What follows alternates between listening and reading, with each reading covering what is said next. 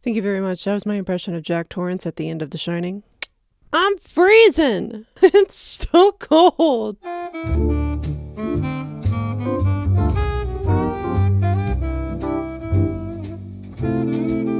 Are you guys staying warm out there? That's how I'm staying warm. This is cold brew. I'm lying. Autumn, isn't that a soup mug? Why are you drinking coffee out of it? First of all, mind your own business. Second of all, I haven't done my dishes, so this is where we are. Well, howdy there, folks. If it ain't just your favorite girl in the world, Autumn Bottom Brown, I hope you're staying warm out there. I'm not. Guys, we're jumping right into it, because I got a crazy question to pose to you out there. Crazy question. Is Mayfair Witches good now? What? No. Okay, put it down. Put the phone down. All right, stop it. Stop. I don't need a health check. All right, I am not in crisis. Okay, I'm serious. I am of sound, sober mind. As I said, I'm sipping on coffee, okay? No Baileys, no bourbon in this bitch. The question needs to be asked, because here's the deal, guys. I watched episode 1 of season 2 this Monday, and I mean, call me a squirrel on a frayed electrical line. The way I was shocked by what I saw. Here's the deal. For those of you who know me well, you're probably quite baffled by those words that just came out of my mouth, because you know that the Mayfair Witches season 1 was not, to put it diplomatically, not my favorite show. Okay, just not my favorite show. I had a lot of strong feelings about the show, a lot of strong feelings that I've largely tried to keep to myself, but those feelings are just so strong, sometimes they just leak out of me, you know, like a waterbed that's just filled too much to the brim, and sometimes you have too much weight on it, and it just starts coming out. It just starts coming out and you can't stop it. For those of you who don't know me well, you might be surprised by this because I don't talk about it that much. And that's purposeful, because here's the deal, guys. I try to do everything I can to make AMC keep giving Autumn Brown the thumbs up, all right? So for that reason, I've kept my opinions about the sister show to Interview with the Vampire to moi, and select members of the community who maybe reached out directly to me to hear my thoughts on the show. The beanie, the scarf, the coat, and the sweater. I am cold, but this is overkill. My feet are freezing, though. My feet are freezing. You don't go biting the hand that feeds you. So I've been wearing my muzzle, my Mayfair muzzle, this whole year, okay? But here's the deal, too. I don't wish poorly for this show. I was not one of those people who was sitting by saying, this show needs to be canceled. I want this to be canceled. That was not my opinion at all, because I was so irritated with the first season because I saw the potential of what it could be. And I was filled with the aggravation of just continually watching unfulfilled potential. I thought that they could do better with what they had, and I could feel that if they take the show in a different direction, better things could be realized. Here's the deal, guys. All right, the immortal universe, it's all tied up together. So if one show does really wonderfully, Interview with the Vampire, it's still a small show, guys. It's still a small show. So this whole time, I've been hoping that Mayfair Witches gets their shit together. What is it? Rising waters makes us all float. That's not the quote at all, but something to those effect. You know what I'm talking about, though. Editing Autumn's going to figure out the quote that I'm thinking about. But the meaning behind it is essentially, if one of us does well, we all do well. And that's how it is with the immortal universe. So I wanted, for the sake of Interview with the Vampire, for this show to be good. And gosh darn it, oh my fucking god, I think they might have fucking done it with season 2. And I'm only publicly declaring now my disdain for the first season. I didn't like anything about it. I'm hard pressed to find anything that I liked about it, okay? I'm only sharing that now so that you can understand just what a fucking mountain they had to climb up to get me to this point to consider, is this perhaps a good show? Have they turned things around? I thought the pacing was horrendous. Character work, horrendous. Dialogue, horrendous. Costuming, horrendous. Cinematography, the color grading, just the styling, the overall look. I was not about it. And I tried. I really did. I watched the first season 3 times. 3 times to try to find something that I really, really enjoyed about it. And I didn't. I just didn't. Sure, you can pinpoint moments that are decent. I think the first 2 episodes are the best out of the season. They're very solidly sitting at like a C-, okay, I guess, level. Beyond that, for me,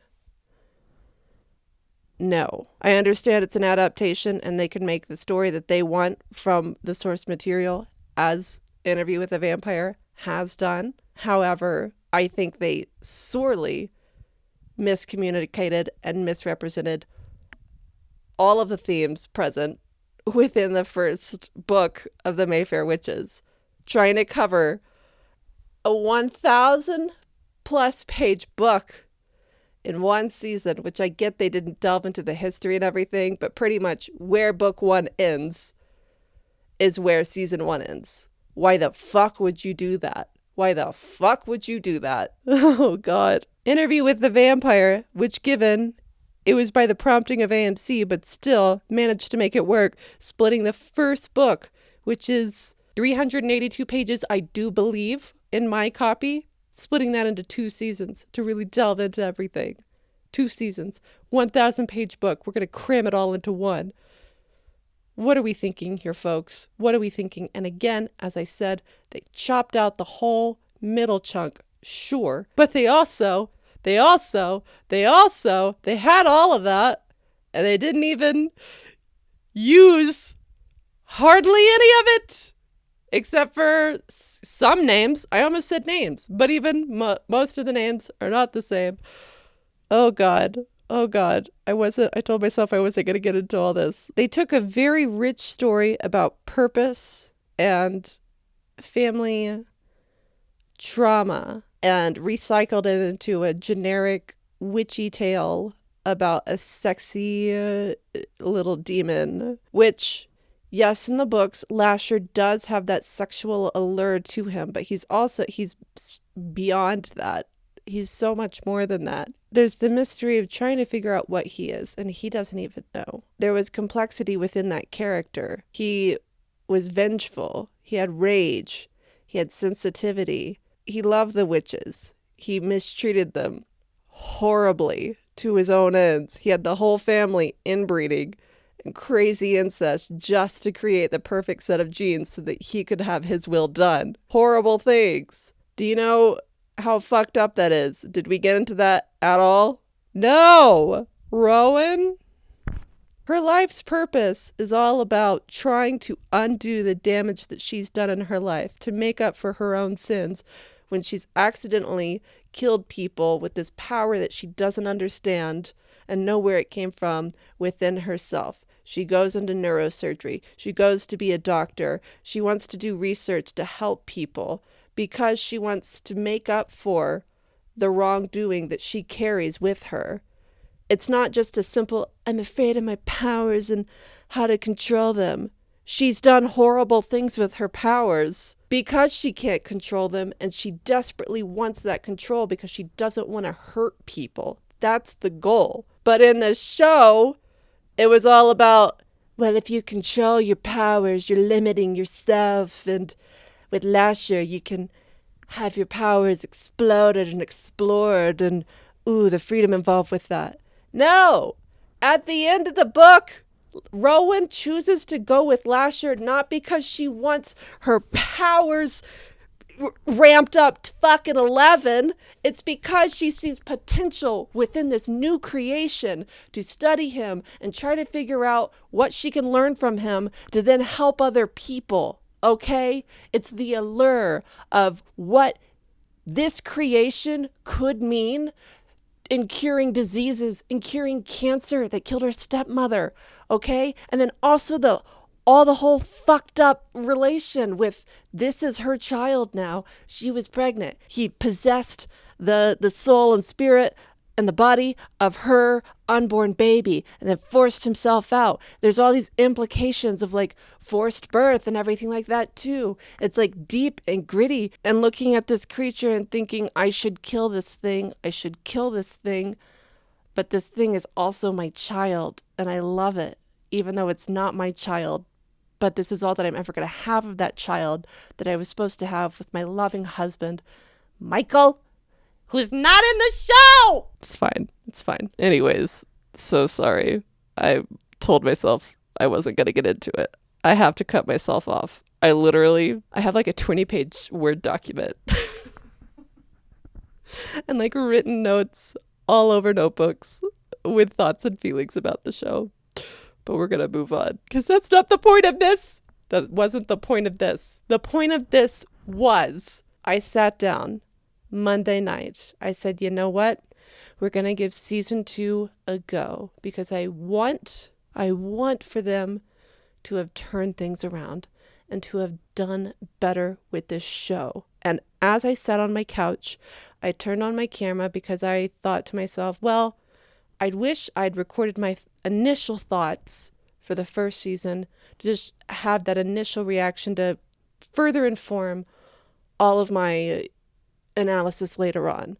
So I'm just going to film myself. This will just be for me so that I can reference back to what I thought about this. Well, this is all for my posterity. No one's ever going to be able to see this. I plan on drinking every time that I feel like rolling my eyes. So without further ado, season 2, episode 1 of the Mayfair fucking Witches. But as I watched the episode unfold, everything turned on its head. They actually put forth an interesting, cohesive, well-balanced story.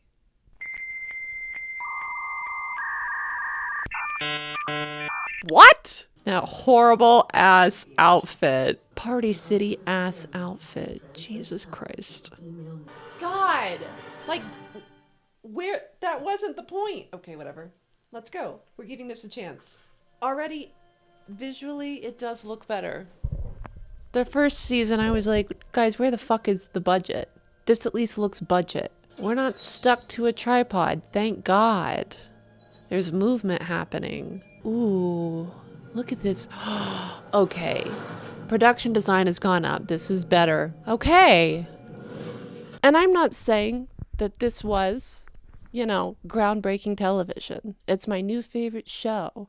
No, but it was solid. It was good. Have to say, expectations are being lifted. What the fuck is going on?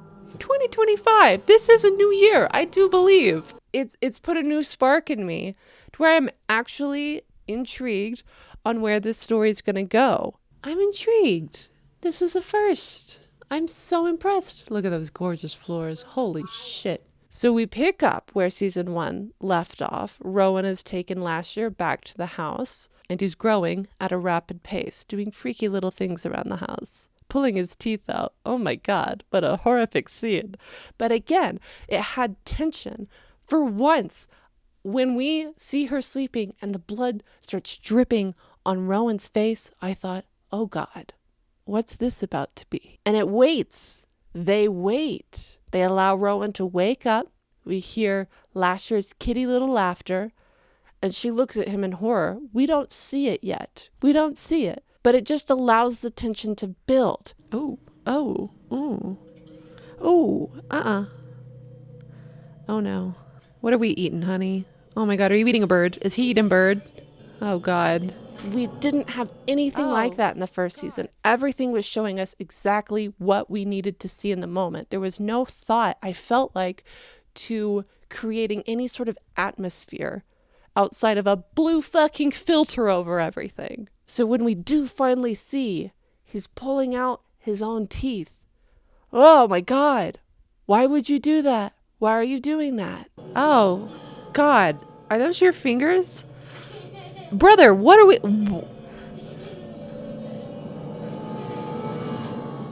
Girly pop, huh? And to hear Esta Spalding talk, I think it was Esta, at the end of the, inside the episode thing, talking about, it was kind of like a crash course in motherhood and all the horrifying things about motherhood, but sped up, into this very condensed timeline. That is one thing. Kids, will just rip out their teeth, pull out their teeth. I was one of those kids. If I got the tiniest bit of wiggle to my tooth, I wasn't stopping till that sucker was out of my mouth. So she says, why not ramp that up? What if your kid starts pulling out all of his teeth at once? Because he's a little demon child who's going to be 16 by tomorrow. It's a great line of questioning. It's fucking horrific. It was weird. It was creepy. It was unsettling. And I've not seen that exact specific thing before. And again, I think that was something that was lacking in season 1. Everything felt tired. Everything felt so overdone. I'd seen every single plot point in some other show in some way before. Whereas this episode felt like a breath of fresh air. It felt new. It embraced the more genuinely fucked up aspects of Anne Rice's writing. And I think the scenes between Lasher and Rowan were really well developed, where you feel this sense of unease that Rowan has towards Lasher, but at the end of the day, this unquenchable love for him, because it is her son. Millie telling him to kill him, and she's like, you can tell it hurts her. Why would you say that? It's not a sin to kill the devil. And then later on, after he's pulled out, he's frightened her and scared her by pulling out her teeth, and he's asleep in bed, and she's sitting on the bed looking over him, and you can tell she kind of goes into his body a little bit, and she's thinking about it. She's considering it because she knows this isn't going to be good. But she can't. Ultimately, she can't do it. And then later, when they have the fight, she accidentally cuts him.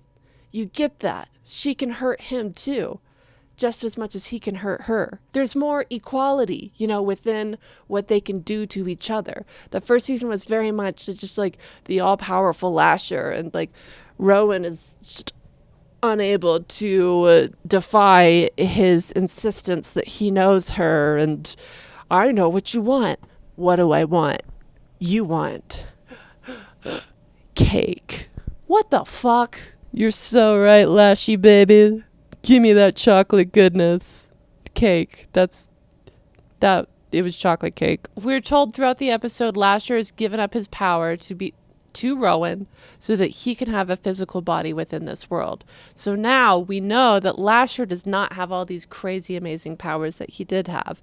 Rowan is more powerful than him, at least in that sense of the word. We've yet to understand what he's going to be like now that he's an adult. Will some of those powers maybe be present within him, or he's not entirely human, so there's something else at play here that could lead into him having other unidentified as of yet strengths. I don't want to get spoilery with the books and everything, and I don't necessarily know if it would be spoilery to the show because they've taken a very different route. But I think with this first episode, they have kind of rerouted back to a little bit of those feelings of source material. I can see those paths leading back to the book, despite the fact that they're kind of going out on their own here with this story that they're telling, which is encouraging, because I think if you're doing a show, you should be doing something different than the source material, doing something that can enliven it, But you should still be able to see those influences, and I did not see those influences in the first season. And this episode really brought those back to the forefront. I think also in the fact that just how it looks so much richer and lush. This looks so much better than the first season. I'm baffled. Consider my gobs smacked. I mean, God, the fucking wallpapers in this house. I was like, yes, this is what I was envisioning when I was reading these books. Money. This is a wealthy beyond belief family. They are billionaires with a B. Not everybody, but the main trust of the Mayfairs. So what Rowan has is is a billionaire fortune, okay? And it frustrated the shit out of me in season 1 how terrible everyone looked and how terribly they were styled. Dolly Jean looks like money. Thank God they did not look like money in that first season. I have to say, they look like TJ Maxx trash. God, she looks good. Carol Cutshaw doing her thing. That outfit!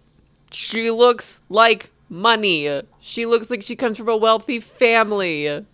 Looks so much better. Even the house, which the sets were good in the house itself, but we just never got a sense of the house. Whereas in this first episode, you really feel the house as its own character, as its own history, as its own influences on what's going on in the story.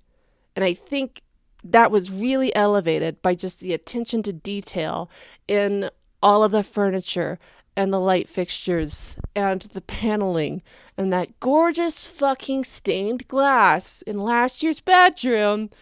Why are my windows not like that? Like I said, it creates atmosphere. They feel like they're in a different world completely when they're in this house, separated from the modern world. It's not entirely old and ancient. It does still have its modern fixtures and stuff like that.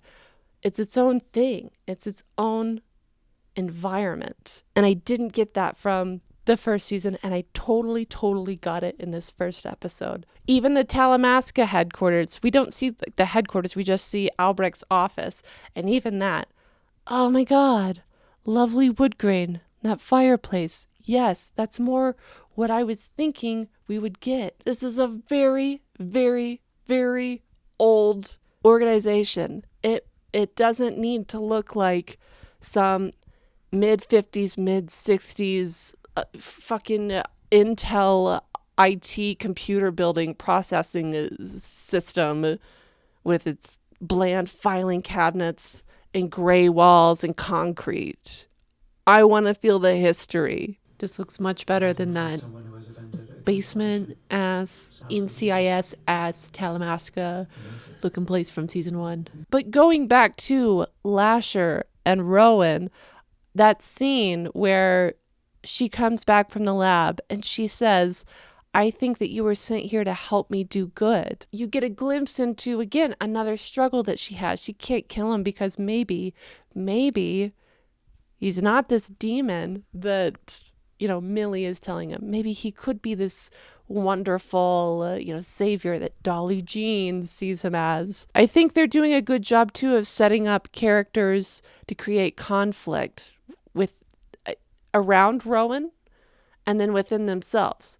Like I said, you have Dolly Jean on one hand and Tessa's mother and parts of the family who think that Lasher is this blessing. He's been looking out for everybody in the family. It's the Mayfair's little ghosty guy who helps them get what they want. But then we have Aunt Millie, and we have this new character, Moira, coming up, who doesn't see it that way. Millie knows. She's seen what Lasher can do within the past and within the family, and has watched as a ghost, which that's a whole other thing, how he's continued to affect the family line over the decades. She has that perspective. And then Moira, she's just seeking answers for why her sister died. If Lasher's so great and so powerful, why didn't he do anything to help save her sister? I think that's a good line of questioning. I think that's good motivation for a character to figure out this person that I love isn't here anymore. And we have this fucking supernatural super guardian. Why didn't he step in when he was supposed to? What good is he? Is he good? Questioning. Once more, I say there's a lot more complexity stirring around within Rowan that you can see now. There's a lot more motivation for that complexity to see all the potential that Lasher could have. So she says, I think your purpose here is to help me do good. And he shakes his head and he says, no, that's not it. And he leans in to kiss her. His mother.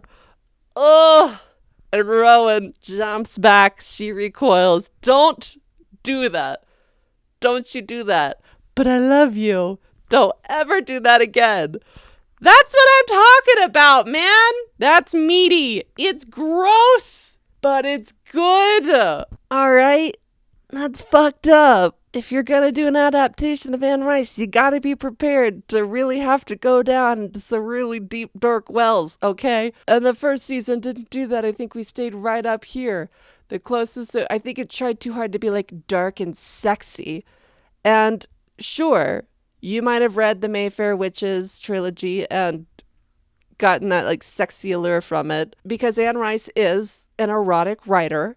However, the through line is not, this is a sexy romance. At least it wasn't to me. And I think that's what they were trying to do with the first season a little bit, was have this sexy romance. And it's so much more than that. It's so much more than that. It's wrong. It's screwed in the head. But there's intrigue there because you want to figure out, why am I kind of feeling sympathetic towards this though?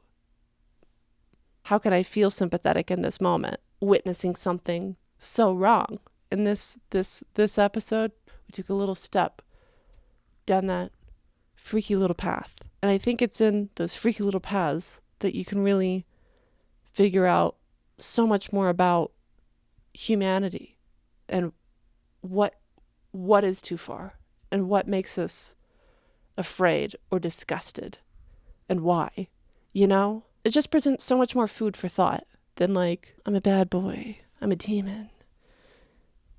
Fuck me. I'm your son, you gave birth to me. Fuck me. What the hell? Oh, that's gonna stay with me much longer than the first option, okay? Oh, shit. Ooh, there it is. There's the creepy incest. Okay, we love it. All right. And then also, just with like Rowan wanting to do good, we got to finally see her be a doctor in this episode and wanting to fulfill that goal that she has of helping people. Her being a doctor. Oh my God. Her calling. And she's going to heal this little girl, ain't she? She's going to heal this little girl. We got a little bit of it in the pilot episode where, you know, she wants to join the cancer curing team or whatever. And the guy's like, yeah, your mom can be on if you boot somebody else from the trial. We only have so many spots. And she can't do it. Like, she wants to help, but she can't give up someone else's mom to save her own. Her mom would never let her go on with life like that, knowing those are the circumstances in which she was able to save her life. And she has that conscience within her and ultimately ends up killing dude. And it didn't stay with her as much as it needed to. But I think with this episode, we see her go out of her way and stop being caught up in her own world and try to help this other little girl who's just found out she's terminal and she's going to die. Yes. This is what she is doing all of this for. That shows us where her priorities lie, okay? If she's going to take the moment to stop what's happening in her life, figure out what the fuck is going on with her kid, and also she's got to go talk to JoJo about fucking Cortland and all that jazz. But she's going to take a moment, despite all of this tornado of things that are going on in her life, to help this little girl. Yes, that shows her character, man. And that shows why she might be willing to go along with some fucked up stuff with Lasher if she can continue doing this type of stuff for people. But then at the end, I can't even, when Lasher brings home the dead girl and she's like, what have you done? And she locks him in the basement. She says, I'm going to take care of it. She gets rid of the body for him. How far are you willing to go to compromise your own morals in the pursuit of something that could help people so much more on a greater scheme? That is interesting. How much can you indulge evil and wrong in the pursuit of overall good? It's a great line of questioning. And I hope they keep that line of questioning moving forward and they keep all of this interest moving forward. I ended the episode excited to see the next episode. Do you know how crazy that is? Do you know how absolutely monkeys hanging off the trees eating bananas that is? Congratulations. Credit where credit is due. I will be tuning in for episode 2 of the Mayfair Witches. And I think it's a shame that the first season was not up to par to where they've started out, because unfortunately they didn't really get a whole lot of numbers tuning in for that first episode, and I don't blame people. But if you're watching this and you didn't really care for season 1, I'm right along with you. And I have to say, give it a watch. Give the season 2, episode 1 a watch. I was impressed. I was impressed with what we got, and hopefully we continue to get that moving forward with this season. So yeah, we'll see how the rest of the season goes. If I suddenly stop posting about Mayfair Witches, just take from that what you will, that maybe the initial promise of this first episode did not sustain us. But until then, I'm going into this next Sunday with open eyes. Well, duh. How else am I going to watch it? But an open heart as well. So, all that being said, hey guys, when you snuggle up in your very warm beds tonight, because it is cold as shit out there, and you're honk shoeing, you're me-in, maybe when you're dreaming, you might catch a glimpse of your old gal here. And if you do, come over. Say hi. Don't run away. We'll catch you next time. This has been Autumn Nights. I can't believe I'm interested. I can't believe that I want to keep watching. This is unbelievable. Unprecedented. Who could have predicted? All right, not Nostradamus, not Delphi, not that baseball player who hits home runs every time something astronomical in the planet happens. I want to see episode 2. How did we get here? I'm thrilled. They really did it. They really turned things around. This is a better show. Oh my God.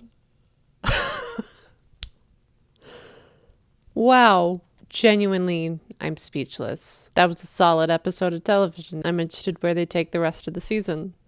And I hope that the rest of the season follows in line with what that first episode did. Put a lot of faith back into this show for me that I never had. Holy shit. I'm gonna check and make sure that the moon is still hanging in the sky. I did not expect that. Yeah, no, the world hasn't ended. Fucking crazy. Okay. Hey. I'll take it. I'll take it. That's good. This is good news. Good news. The Immortal Universe will continue to be successful. Hopefully. Again, if they keep on this trajectory, I'm in. I'm in. Wow. Okay. And maybe after a second viewing, maybe I'll be like, oh, okay, that actually, the bar was here. The bar was in hell. But it made it to, Florida. So we're doing all right. Wow. I know I come off as rude and callous about this show, the first season, but it's because I thought there was so much potential there. I don't get this angry about shows being not great when there's not obvious potential just waiting to be fulfilled. Okay? So it's not just that I didn't care for the first season. It's this first season had so much that it could be. There's so much in the Mayfair Witches trilogy. And given it's not my favorite trilogy of books, all right? Even when you go to the source material, if you've got the Vampire Chronicles and the Mayfair Witches, I'm going for the Vampire Chronicles, okay? They're just, haunting. But reading the Mayfair Witches trilogy, through all the issues that I had with it, I still was there is a rich tapestry that can be sewn if they just go for it. And I Didn't think that they did it all with the first season. Instead of sewing a beautiful tapestry, they did a fucking Walmart paint by numbers with their left hand and fucking glue instead of paint. It was all just a sticky mess. But this, I'm seeing that potential be realized a bit in the way that I wanted. I can see the threads going back to the books here and those interesting plot points in the books, because there's a lot of stuff that happens. Have you seen those books? You could kill 3 men at once with one of them. They're huge, okay? And I can see, despite the fact that they're telling an adaptation, I can see those threads. Whereas in the first season, I did not feel those threads at all. They weren't tickling on my neck at all, okay? I didn't say, oh my God, it's a spider. No, it's just the threads of the Mayfair Witches coming through. I'm just chuffed, okay? I'm chuffed.